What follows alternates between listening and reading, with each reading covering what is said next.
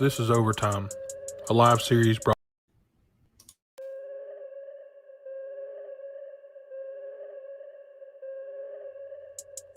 This is Overtime, a live series brought to you by Lynx and War Room Media, where we talk about basically anything we want. And here are your hosts, Greg Williams and Ryan Ray. Hey, Matt. Hey, bud. How are you? Great. It's great. Last week was my 15-year wedding anniversary on this show. This week it's my daughter's 6th birthday. So there were 7 days apart. Well, okay. 11 years and 7 days apart. That's perfect, man. Perfect. Good. How about you? Well, since the last time we chatted, the wife and I took one of those quick trips to Vegas for one of our friends' 50th birthday. So, whoa! I didn't get no phone call. I was in the bullpen warming up. You didn't call. Was you? Huh? Was you? I was.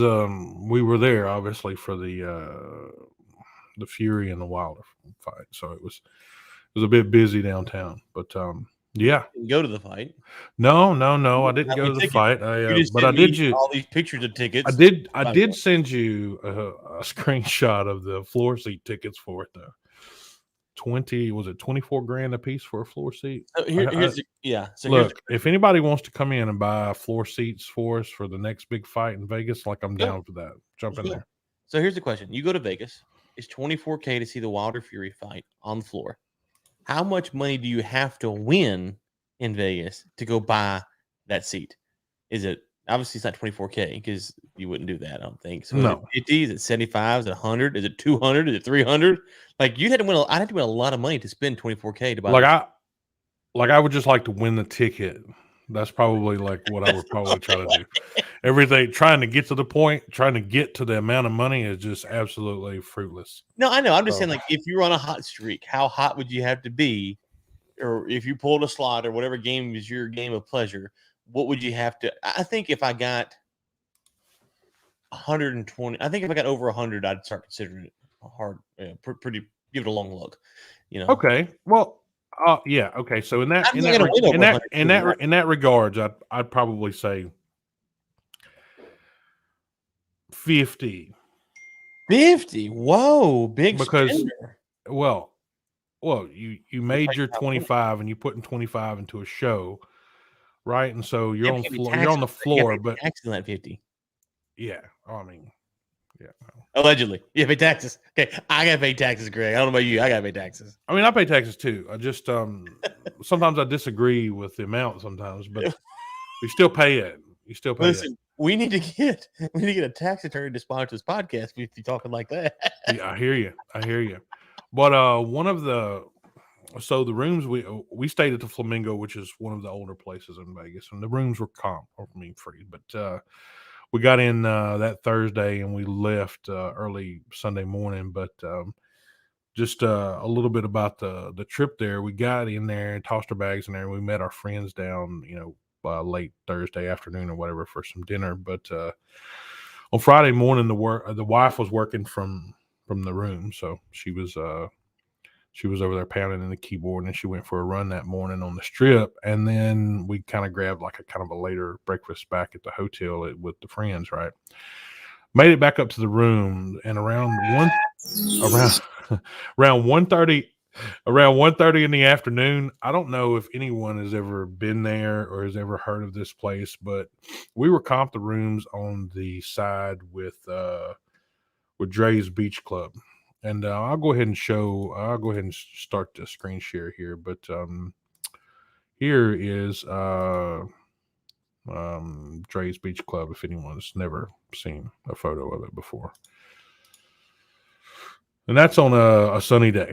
And so this is on the 11th floor of the ceiling, the roof of the Cromwell, which is about 11 stories. Mm-hmm. And and our room. This is a stock photo.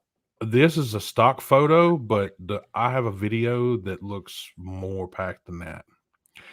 But we were on the 26th floor of the Flamingo. So the photo, if you're looking at right now, if you look to the right over there, you see Paris and the Strip and everything that direction, and the Bellagio. To the left, would be the flamingo Mm. that's out of the photo. So at Mhm. the end of that screen that you have at the top of the photo there, the flamingo is just to the left. And so if you look straight up 26 floors, that's my window. Mm. And about 1:30, they started doing some mic checks, right? And then that day they had a beach party that went on until about 3 a.m. Oh, wow. Saturday morning, right? Wow. And so while we were laying there, I could like feel the bass in my chest, like at 2 o'clock in the morning. So 2 o'clock in the morning. So I was like, all right, this is a bit rough here. But I mean, I'm all about having a good party. Ain't no doubt about it. But so the following day, This was like on a Thursday, you said. this was Friday night. Friday night. Okay, Friday night. Saturday night, Gucci Man and Ludacris were in there at 9 o'clock that night. And we didn't come back until after 3 just because Ludacris was playing. So we Wow. knew that one would be a little bit wild. So, yeah, by the chance, anyone ever goes and gets a comp room at the Flamingo, make sure it's opposite of the Cromwell. FYI. You know, I've never been to Vegas. Never. I was supposed to go one time, and I was going to fly out for a solar conference. I was going to fly out that day, fly back that night. This is a one-day trip. And I get there, and Spirit Airline had canceled the flights. Not Right. really canceled.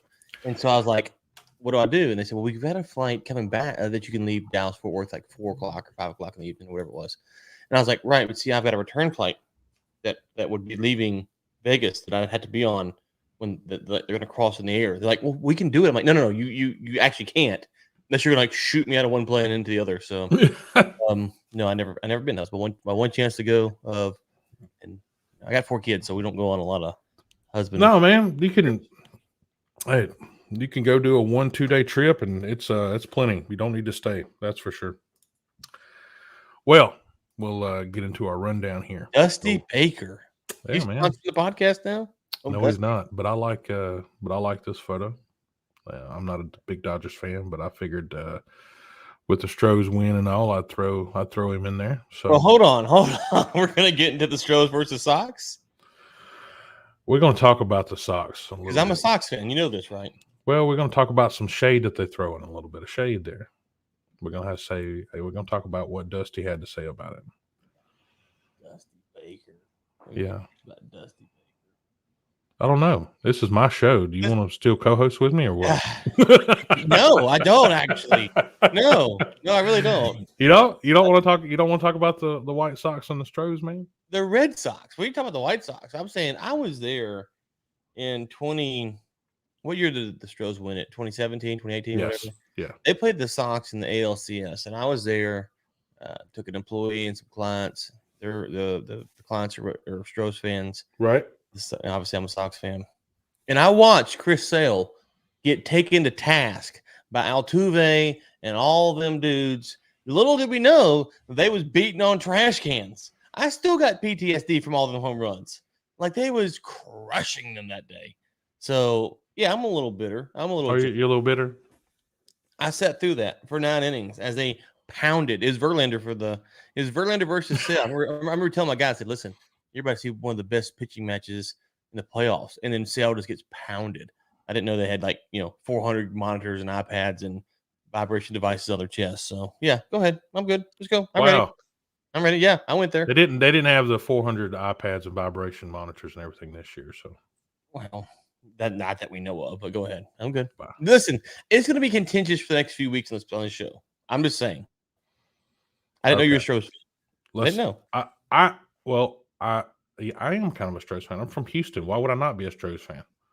You're smarter than that. That's the problem. You're smarter than that. Oh. It's going to get aggressive, Greg. I'm just telling you now. It's going to get aggressive. Okay. We can defend when it comes to the point. It's easier to talk about oil prices at the moment. Let's talk about them. Let's do it. Okay. So that is our WTI at $80.86. And that is Brent at $83.77. So inventory bill for the third week in a row, Ryan. This one was a bit more healthier. Looks like what? 5 million barrels or something like that. How long do you think these prices are going to hang in there? About as long Short as the term, Stros are in the long playoffs. term? Not very much longer. Wow, we're just going for the throat today. Well, the prices were in there. The prices were in there longer than the White Sox this playoff. That was Hey, for sure. listen, who cares about the White Sox? They're irrelevant. Listen, they're irrelevant. They had one good win this year against the Stankies at the Field of Dreams. No, Oh, that was pretty good though. I gotta. I'm gonna give you this golf club, friend. That was good. That was good, buddy. Yeah, we did have a healthy build. We've had 3 builds in a row, but I am hearing. Okay, we have a couple things. You have economic woes that are being overshadowed. I saw this morning someone said that inflation is a high class problem. Okay, What? yeah, right, exactly. I said, well, Oh, I'm sorry. No one ever needs anything else in any other class except for the high class. But anyway. yeah, well, I mean, it's like inflation disproportionately impacts the lower income, but whatever. You still have to have a commodity, even it doesn't matter what group you're in. But anyway, yeah. So, no, I mean, we have the airline stuff going on, and we'll see how that shakes out. But I just shared an article a minute ago with Coachella, which I've never been to. I compared Coachella to like a baby hummingbird. I know it's real. I know it exists. I've just never seen it. So I don't know. You talking about this vaccine thing at Coachella? Yeah. So they're rolling back the vaccine mandate and only saying a negative COVID test. And let's just be honest here. I mean, if you're saying when you say negative COVID test, or I don't know how big Coachella is, I think it's pretty big. They ain't checking for negative COVID tests, right? Coachella is pretty big. I mean, I think that's a 20, 30,000 attendee show, and sometimes right. That's why I think like 70. Yeah. Pretty large. It's like a baby hummingbird for me. I've never seen it, but I think it's pretty big. I don't think it gets as big as Burning Man, but it gets on up there. Right. So when you say negative COVID test, are you going to literally have people at the gates checking for now? So the fact that they reverse that, I think those are the signs that you want to see for economic growth. Demand coming back. The more regulation, the more burden you see, the less economic growth you're going to see. So I kind of caught me off guard. I didn't expect that. Again, I don't follow Coachella. I don't know much about it, other than they have bands and people go and stuff. But yeah, I wouldn't expect that either. That's gonna be where that's where California now. No, where's Coachella at? I think but you would expect Coachella to be the vaccine mandate portion of the industry, right? I mean, I would expect them to have comments on it for sure, but I mean that would be so they missed last year, so and they reversed it. So they've had some kickback somewhere. They've had some people. They've had some people pull out and some bands pull out, and probably to a point where the show wouldn't be profitable anymore. Yeah. It's not that they just took a side. They had the vaccine card and they rolled it back. So you got to kind of watch those signs. You've seen money talks. New Zealand's kind of opened back up.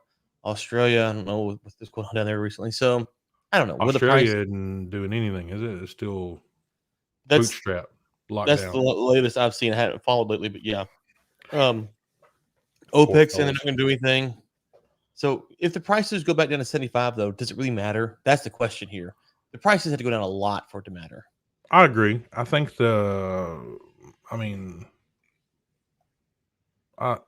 think for the U.S. side, I think we're square. I think we're good to go.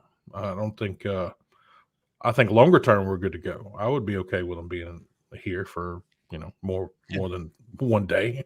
I mean, I don't see it having any long term effects on us except for creating stability issues with long term investment later down the road. That's all I see. Yeah, I'm just saying that at 83 WTI, if it was to have a reset, it would have to be a substantial reset to impact the U.S. market. Because if you go from 83 to 72, you have cut margin, but you haven't, as far as being whether you're right. I hear what you're saying. So the investment that you're in at 75, you're going to be in at 83 as well. Right, exactly. So everything's above board. So wherever you were at, you're there already. So, exactly. Yeah. I got you. We need $30 retracement to start being worried. Wow. right? Remember that day when you said oil was going to be $70 the next day? Remember that show? I can't remember which one. It was like show 4, show 5, or whatever. But it wasn't far away. You were only like a couple of months away from that announcement. So, but yeah, well, I guess we'll see, won't we? Time will tell. The other thing was this was last week, but no, this was this week. I got another one to talk about last week. But what happens when you kind of start struggling to get gas? Well, we talked a little bit about that last year. Last year, I'm just hitting on all cylinders today. But a little bit about Europe and Putin.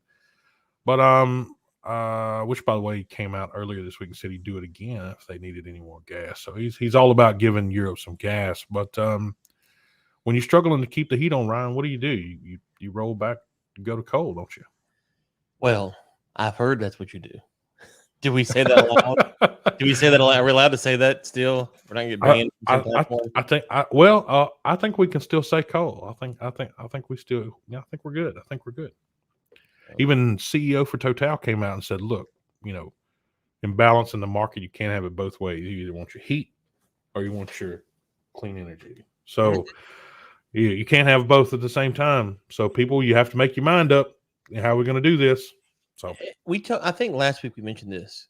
Most of the world, when I say most, I mean like 99.99999% of the world does not live in San Diego, which means that you need air conditioning or heating and heating.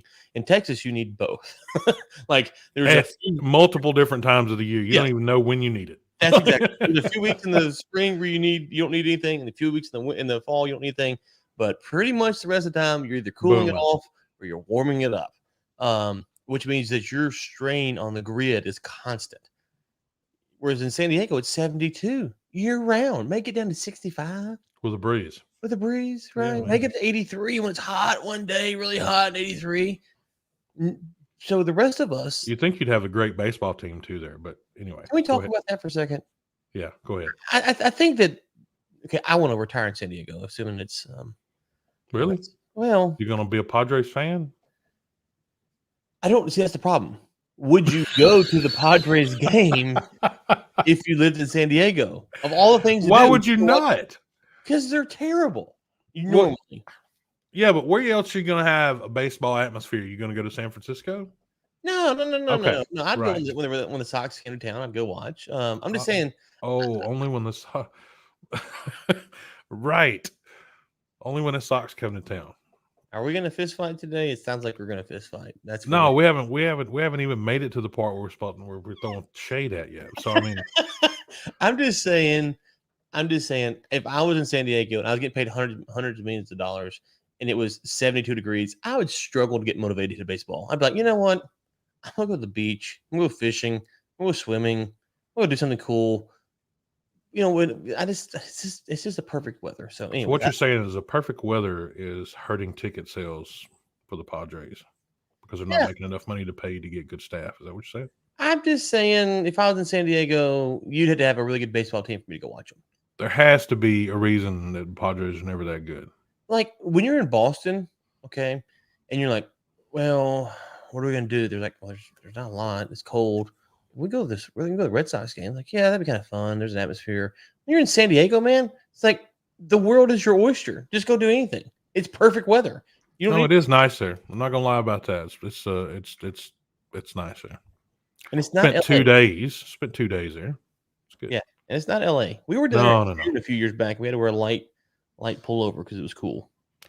I mean, we so for my oldest when he graduated, we took a RV out of San Diego and did the whole up through California back down and headed out. And we spent probably 7-8 days in there driving around checking everything out. But yeah, San Diego is one of the more pleasant places to be. That's for sure.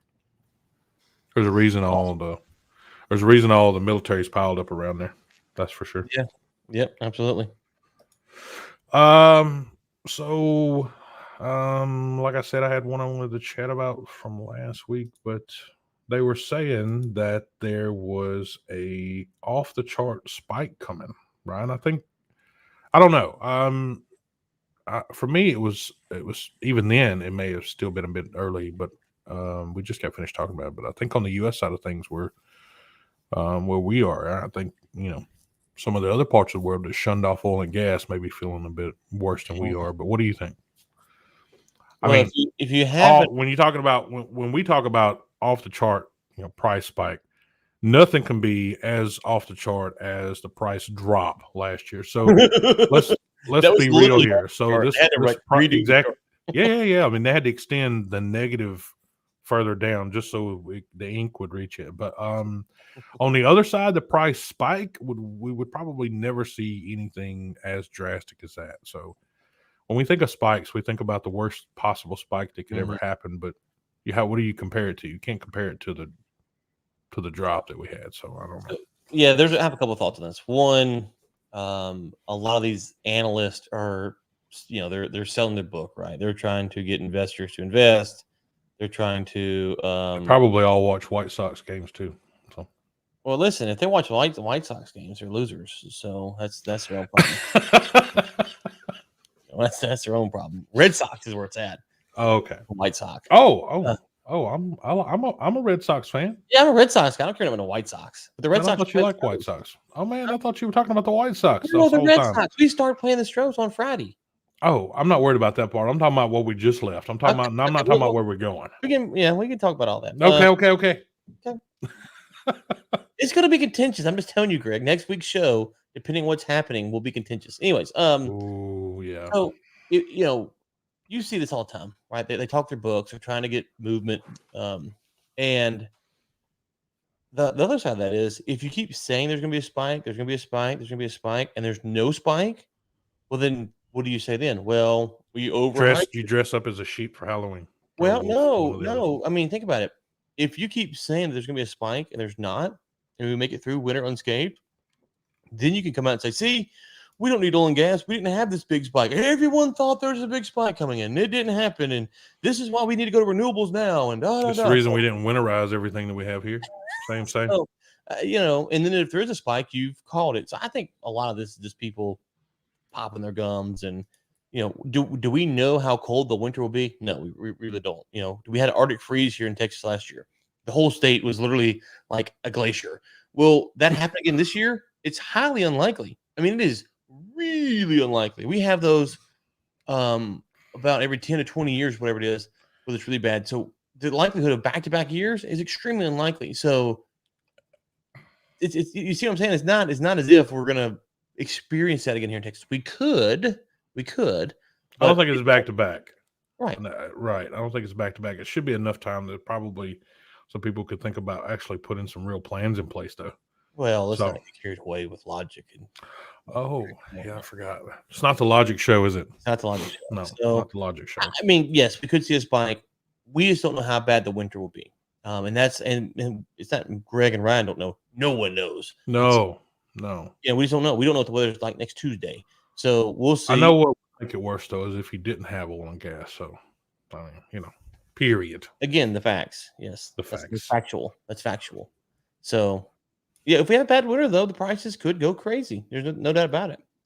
We've seen this in the Northeast where they don't have access to enough natural gas. You see places like San Francisco saying, we don't want natural gas anymore. Now, they don't have to worry about it because their winters aren't as bad as Boston's, as you mentioned, some European countries. So if you have a severe cold front move through the Northeast, parts of Europe, and it sustains, it lasts, and they run out of natural gas, or or how about a large wildfire that burns down 70,000 million acres there, and there's that would be nothing to keep. That'd be problematic too. Yeah. I don't. Here's the thing, though. Despite these headlines we're seeing, if that happens, I don't think anyone is going to go, well, we should have had natural gas. They're going to say, no, you're right. Right. Even though we're all saying we need it, no one's going to be like, yeah, we need it then. So. Then I say, gap the pump open, boys. We're in a bind. Yeah, exactly. You're right. No one would ever say that. Probably about the same thing about our next thing we're going to talk about here too with the sports. Brett Favre probably never thought that he would need to pay back some money here. So do what? Wow, I saw this. The steep check he got there. That's an aggressive check. Well, I mean, Is it though? I mean, for caliber of a guy coming from a throne like Brett Favre used to sit on. I mean, is it though? I mean, okay. So the Mississippi State Auditor's Office is asking Mr. Favre for a bit of money back. So it's $828K. $828,000. That's 6 digits before you get to the decimal. Okay. Yes, I agree. I agree. It's to minions like me and you, 828,000 is a lot. If we had made 828,000, we would say we basically made $1 million. That's how much. Yes. How'd you do last year? I made just shy of $1 million. That's how we would portray it. So. They say that he received it for speaking engagements and other work, but it was supposed to be for temporary assistance for needy family fund. So, yeah. I don't know the 100%, the backstory here. But Ryan is going to hold a large speaking event, and he's going to reach out and he's going to say, "Hey, Greg, you mind coming and having a chat at my event here?" Yeah, no problem. Here's the contract we sign here. Take care of. Done deal. Walk in there. Typically, you're a lot of times you're paid prior to the event. The check's already in the mail. You head there, do the event, come back. Money's in the bank. You go down the road another 2-3 months, and you're like, yeah, no problem. And then all of a sudden, Ryan comes, not Ryan, but somebody from some other kind of department comes knocking on my door and say, oh, hey, by the way, we paid you out of the wrong fund. Yeah. Now, I'm not, like I said, I don't know the backstory here, but how, if Ryan paid me from the wrong fund, how is that my fault? Well, I think that's why they're asking for the money back and not put him in jail. Because I know there are other people tied to the story who were arrested. Yeah. So the question is does he get it from the right fund? Yeah. The question is, I mean, where's the ramification come from? I mean, he still was paid to do an event. So Ryan, if you were coming to speak at my event and I paid you and then wanted my money back later on, would you care where I got my money from originally? Probably not. You just wanted to make sure that you were getting paid. Mm-hmm. Mm-hmm. And I mean, that's kind of what I would be thinking about here in this situation. But he's probably like, okay, guys, I'll loan you the money back. But I mean, I really would like to get paid for this event that I spoke at. Right. I agree. That's how me and you'd operate. Yeah. It wouldn't surprise me, though, to find out that if Favre knew that this was a kind of a fraudulent on the scammy deal, because when you look at how a lot of these people come on, what you disagree? No, I'm just saying that if you knew without a shadow of a doubt that it was fraudulent and it could come back on you, and you make all your money from speaking and being engaged in the public, would you take a payment from a needy family fund? Well, okay, let me pitch it to you this way. Okay, maybe that's more common sense than I probably apply to this situation. I call you up and say, hey, Greg, listen, I got this deal with the state, and if you come speak at my gig, I can pay you $75,000. It's state money. They're giving it away. Listen, just come do a speech on whatever. We'll have 20,000 people there. It'd be great. You get $75,000. And you're like, it's state money? Like, yeah, it's some grant I got. Don't worry about it. I got taken care of. And you're like, well, I know Ryan. If I trusted you and you said, don't worry about it, I'd be on it. And that's why that's why we're doing this podcast together. Same thing, Be that Favre knew it was some kind of, at that moment, you have to decide, okay, do I just go, what's the line from the Harrison Ford movie, plausible deniability? I go, okay, I don't want to know anymore, Greg. Just hit my check and I'll show up. Or do you say, like, which state funds are coming from? Who's paying it? So you're right. So I suspect, and I could be way off here, that it's just as likely that Favre knew it was some kind of state fund and he just didn't press. He's like, okay, cool. It's money. I'm going to get it. And then he found out, oh, it's the poverty thing. Yee gets a bad look. So we'll see. I have no dog in the hunt. Yeah. When it comes to Mr. Favre, the Children's and Orphans Fund has been drained for your speaking fees. Can you give it back? That's a bad day at the office. He's probably just got that laying around in the cigar room though. Well, here's the other thing. He probably, when this is for 2020, so he probably paid federal taxes on it already. So he has to go get that back from the IRS. Oh, wow. But you won't be able to do that until the following year. So yeah. He's got in a little bit of a pickle there. Not a pickle I want. No, sir. No, sir. All right. We'll go over here to the Astros and the White Sox. So, I mean, we started talking about this earlier. I thought you were talking about the White Sox and not the Red Sox. I'm also a Red Sox fan, Ryan, and an Astros fan, unfortunately. But I knew this would come up somewhere. But Ryan Tepera, Chicago White Sox reliever, made comments about the Astros sign stealing while winning the first 2 games of the AL Division Series in their ballpark. So Ryan, did you know what Dusty Baker had to say about that? Erroneous. Erroneous. He said he had never even heard of Ryan Tepera before they played the White Sox that day. Oh. He said that publicly. Oh, that So hurt. That hurt. Oh. So when we talk about coach comments in the public, that's probably one of the stronger comments I've heard. So they got smoked, threw some shade, and then Dusty threw a little shade back about I don't even know who this guy is or what he's saying, so I don't even care. Just let's move on. So That's dirty. Can they not leave it alone? Mm. Can we not leave it alone? Can we not leave the sign stealing thing alone? I mean, what are we doing here? Well, no, I guess we'll talk about that next show, won't we? Yeah, you won a World Series by using it. So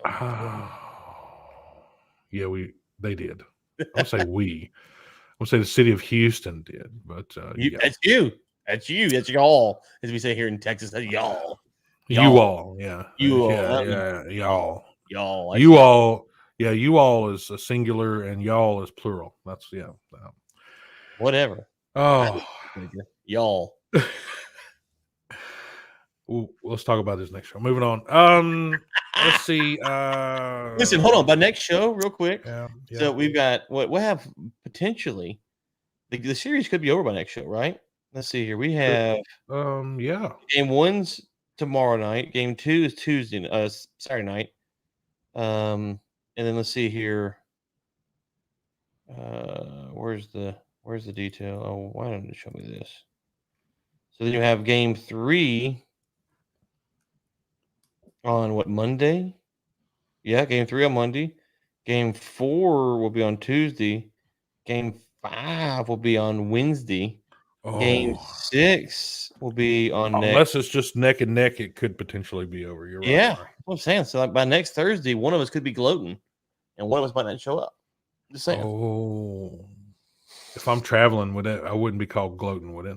I'd have to see where we're at with our time in there. Certainly can't miss the next one. If the Sox win and you're not here, I don't care what the reason is. I will spin it as you were moping somewhere. Okay. If the Sox lose and you're not here, then there it is. It doesn't matter if I'm in the airport. It doesn't matter what it's going to be. I'll do it from my phone. You'd be dead. I'd be like, listen, Greg's not here. Greg's not here. He's a sore loser. Now, if the Sox get swept, listen, that's possible. The Sox really weren't that good this year. If the Sox get swept by next Thursday, I might call in sick. I'm just saying. I might. Matter of fact, now I think back a little. So do you want to make some calls here? What are you calling it? You want to call it in 2, 3 for the Sox, or what do you want to do? I don't listen. This is all whipped cream and cherry for me for the Sox. I didn't think they make the playoffs this year coming into the season. I thought they were going to be terrible. So they have surpassed all expectations. So any W from this point forward is strictly a little whipped cream, a cherry, maybe a little chocolate drizzle. So I'm not calling any predictions. If they do win, I will act like I believed it the whole time. But I'm just happy they're here. Is that not what we're supposed to do? That's what we're taught. That's what we're taught. They're not the favorites to win. So I'm just glad they're here.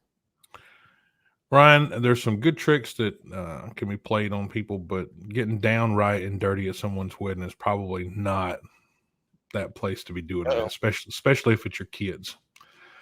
So, here we have a fellow that came out on Twitter to explain a situation that he ran into with his mother, aunts, cousins, stepsisters, and grandmother, not just a mom. So there was rumors during all of the planning for the wedding that all the women were going to show up wearing white dresses, not just normal dresses, white gowns to the Oh, wedding, for kind of an hazing for the new bride. So the day of the wedding's here. The guy tells the security up front if they show up, they're not to be allowed in. Period. No ifs, ands, or buts about it. So white, black, or indifferent didn't matter. Just it didn't can't come matter. in. No, Wow, wow, if they show up in wow. white gowns, there it Oh, okay, doesn't. okay. Yeah, they're not coming through the door. And So pink, they're okay, but it's white. exactly. So Okay. after saying that none of that was going to happen, all the rumors were dispelled, and said, we're not those kind of people, and they all showed up in white gowns. And Wow. we're not allowed to enter. So Ryan, first off, you're not going to be able to get to see your children's wedding. Number one. Number Wow. two, you had the audacity to try to beat the game there and where were you going to sneak in through the bushes? You can't just. How are you going to get in there? How are you going to put it under something else and take it off whenever you get in? I mean, is it really worth messing up somebody's day like that? Now, again, I'll be the first to say it probably doesn't bother some people, but some people out there are really serious as hell about these things. I mean, it's like a life-ending event whenever something happens at a wedding. So they haven't spoken to each other in a couple of weeks. What do you think about all that, man? That's wild. So I got a wedding prank story for you. It's not really a prank, Sure. but it's a big deal. So I was at a friend of mine's wedding, and I wasn't in the wedding party, but he wanted me to be a part of the wedding. And so they had the bride and the groom and the pastor. Okay. And then there's these stairs directly behind them going up like this. And so the bridal party and the groomsmen are up on these stairs. And so they go for the rings. And so he goes, "Do you have the ring?" And so the deal was he would turn to the groomsmen and they'd go up the stairs like, "No, no, no, no, no." And I stood up like, "I got you, bro." And I had the ring and I tossed it to the dude in the box. I tossed it to the dude on the stairs and they passed it down. You toss the ring In a box. Yeah, yeah. It's like a little alley oop, like a yeah, it was a little underhand, or maybe it's a little soft toss. was it a little overhand? I don't remember. It's been longer than I've been married, so 16 years ago. Let's toss it up there. He caught it, no big deal. The crowd loved it. They applauded. The bride, the groom was in on it. Obviously, the bride didn't know. So that's my wedding story prank. Very innocent, very fun. Lasted 10 seconds, and everyone thought it was great. It wasn't my idea. I was asked to be in part of it. Was all the women there wearing white gowns at that wedding? No. Now let me say, this sounds more than a prank. This sounds there's some bad blood here.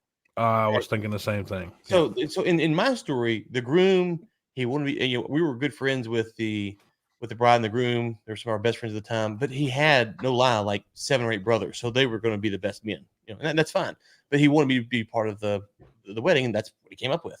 What else would you do with 7 or 8 brothers other than make them your best man? I mean, right. Carry the cake. Right. Exactly. So I that was a 30-second deal. It was hilarious. Everyone loved it. There's no ill will. It's all great. It kind of broke the levity for a second. What we're talking about here is it's evil. It sounds like these women don't like the future daughter-in-law, future sister-in-law. Someone turned up ready to pop a grenade, is what it sounded like. Yeah, I don't understand. To pull the pin. Somebody wanted to pull the pin on it. Yeah. So you have to. Even the grandmother, bro. Yeah. Even the grandmother. There's something wrong with these women. These women should be in society. Even a stepsister. What do you cousins. think happen? Like, so the other thing I wonder about. Right. What exactly? What do you think's going to happen? I mean, maybe they thought y'all just come on in. Maybe they thought he's a pushover and they could get over on him. It has to be that, because no one would do that to me. No one would do that to you. They would know. Like if you show up, I'm not letting you in. Not be like we'd be like this.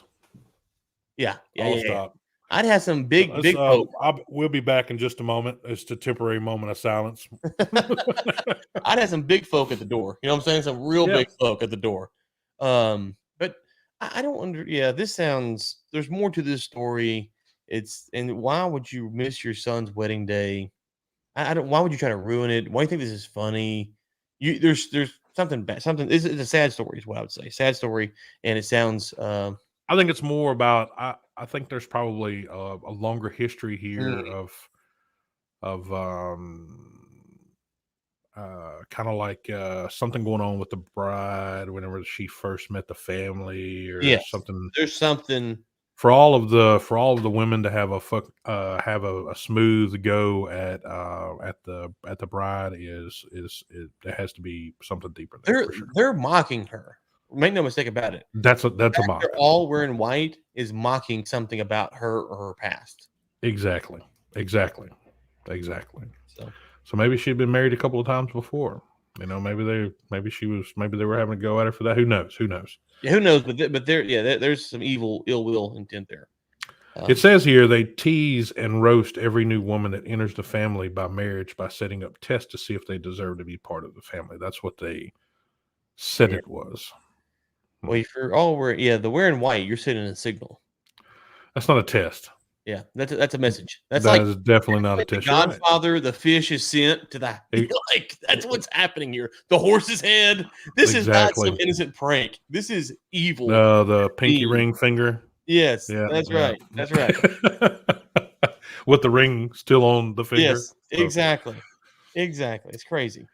Well, if having a bunch of people getting turned away from your wedding and not being part of your wedding doesn't get you down, or if it does, then maybe this will cheer you up, Ryan. There's a small, tiny town in Tennessee for sale. The whole town. Brett Favre could buy it. Maybe maybe it would be a good tax shelter. Yeah, he should have spent his money on this town. He probably should have. He'd have a little bit left over. This is $725,000. The town of Water Valley in Tennessee is up for sale. You gonna buy it? It has 4 general stores and a barn, so it sounds like a good deal. Where's this at?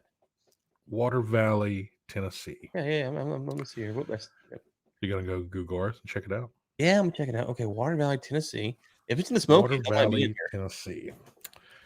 Okay. Maybe you can stop by Brett's and speak to him. We're like south of Nashville. Like it doesn't even show up on the map when you Google it. That's how bad it is. But it's southwest of Nashville, basically. It does have a home there. One home. It does say a creekside home. Let's see if I can get. Yeah, Water Valley Community Center. 2 of the buildings included in the sale have updated wiring and plumbing. Yeah, they've got a list, and it says the properties could be great bed and breakfast. Huh. 700. So you get the whole town and the buildings. Whole town and the buildings for $725,000. Okay, listen, send me this article. I'm gonna go buy this place. I'm gonna get some. You're gonna go buy this place? Let's go buy this thing. What are we gonna do with this thing? Well, if you get the town, you become the mayor, right? Don't you have to be? If there's someone else in the town, how can you be mayor? If you're buying the town, can't you appoint yourself? I own it. I would think maybe you can appoint yourself as the owner. I'm not sure you can appoint yourself as the mayor. I think you have to be. Can you buy Houston? Yeah, but you have to be voted in. Can you vote yourself in? Can you buy? But you have to think about this. Can you buy? Wait. Your wife. Okay. So if your wife and your kids. Okay. So if you buy the place and you move in there, and your wife and kids are resident, they can vote you in as mayor. Yeah, we got it. So yeah. Okay, I got it. I'm good. If you were a single guy and go in there and buy it, you couldn't be a mayor and the owner. You have to get voted in, right? The city's for sale. There's no city in the world that's for sale. Like something's wrong here, but I want to buy it. So yeah, send me this article. I'm gonna see if I get some investors. Let's go buy this thing, turn it into a bed and breakfast, and I'd love to do a bed and breakfast somewhere, man. We talked, the wife and I talked about doing something like that before. All right, it's like a bed and breakfast kind of something with a bar and grill, a bed and breakfast mixed combo type thing. Yeah, you go. Yeah, let's get it done. $725,000. That's not a lot of money if you get the buildings. No, it's not a whole lot. It's not a whole. Yeah, if you're talking about, how much land are we talking about here? It doesn't say. But anyway, it's a town. It's got 4 general stores in it. We could. Do you get those too? Yeah, we could bring a McDonald's in there and That's what I'm saying. No, shoot, we got to bring a Burger King, not a McDonald's. But all right, now see, why you gotta be like that, man? Why you gotta be like that? Well, I was thinking about fast food, and then maybe we could. What we bring a Home Depot in there to take one of the buildings? You'd have to have somebody else in there. Maybe NASCAR. We could get NASCAR to come in and sponsor. Okay. Maybe Dusty Baker. Let's see here. I think you're a long way from civilization. So let's see here. How far away is this from where I'm at? I'm gonna go, yeah, I need to get some investors. We need to go buy this thing. This is a short 9-hour and 47-minute drive for me. You are that's 10 hours. I got the wrong city on my end. So from Nashville, you are looking at a hop, skip, and a jump of an hour. So just an hour southwest of Nashville. I think this is. I bet it is pretty though. Oh, so I'm saying I'm in. I'm in. I bet it's pretty. I'm in. Let's buy this thing. I'll send you the article. Send me the article. Do it.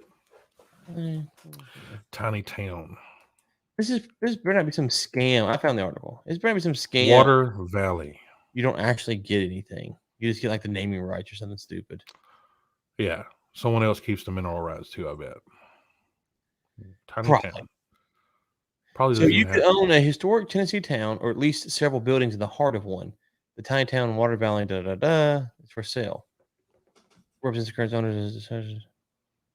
The seller would really hope that whoever gets it wouldn't knock down any of the buildings that are there. Yes, it needs help, but yes, I think they're selling the buildings. They're saying it's the town. So you get the 4 stores. Well, without the buildings there, first off, it has to be something to be a town. It has to be something. It has to be registered as a town. It has to be something that has to be in the book somewhere. Does it have to have like one resident to be a town, or can it be just abandoned? I guess it could be abandoned now. I don't know. I don't know. Huh. Okay. Yeah, I'm going to check this out. This is interesting. Oh, the buildings are oof. Buildings look rough. Ooh. They look rough. Let me send you this link here in the private chat. The buildings they look rough. Yeah, they want to tear it down. That might be the first thing we do is tear it down. Little paint on it, shine it up. Man, I'm gonna tell you, I would make a saloon out of that. The first building. I like that. 100%. I would make a saloon out of that. Just an old school double door swinging saloon, bar, piano, couple tables in there to play some cards, and that's exactly what I'd do with that thing. It's already set up for that. It's 7 acres. Water Valley Road, Williamsport. Yeah, 7 acres and the 4 buildings. I don't know if anyone actually lives there to come by and visit you. National news and say the town's for sale and not be really for sale. Right? Yeah. Scam. Yeah, here's what the listing says. Incredible opportunity to own the former little town of Water Valley. Rustic style residential property. Now, ladies and gentlemen, if we want to talk about rustic style, let's just go and get that in here. Let's go and put that share over there where everybody can see it. When you want to talk about rustic style, this is just about as rustic as you can get. That is rustic. When you use the word rustic, that's the fitting purpose of the word right there. Yep. 100%. And what people that don't deal with grass and outside and yards and everything else, this was just freshly cleaned. Because you don't have dirt and then grass. Because right here was obviously something that covered up the entire porch where you couldn't see any of this, and that's why that fresh dirt is there. They didn't just plant these shrubs here. Everything was just cleaned off, so all of that was covered up. But this is tin. This is older style tin that's here and all the little rust. But the actual wood itself doesn't look in bad shape. So I mean, honestly, that's saloon material all day.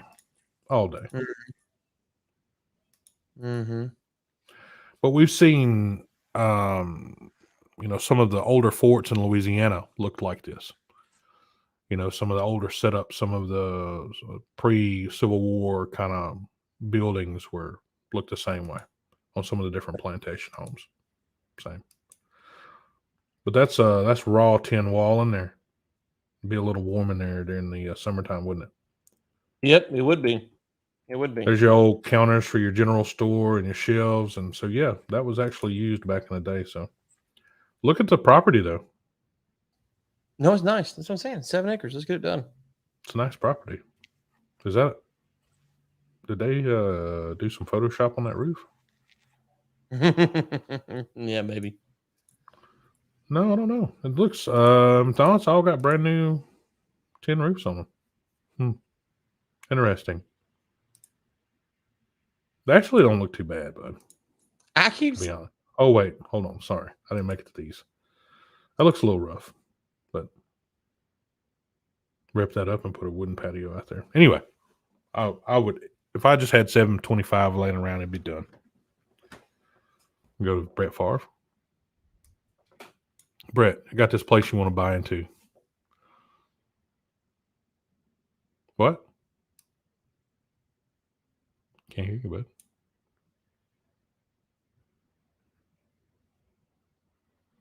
Are we offline? Are we dead?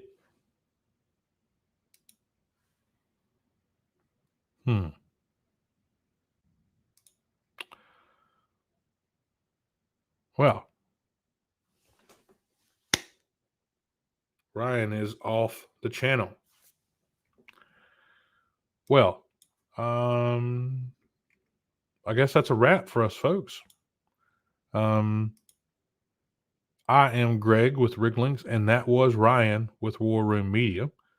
Thanks for joining us this week for another edition of Overtime, and that's a wrap.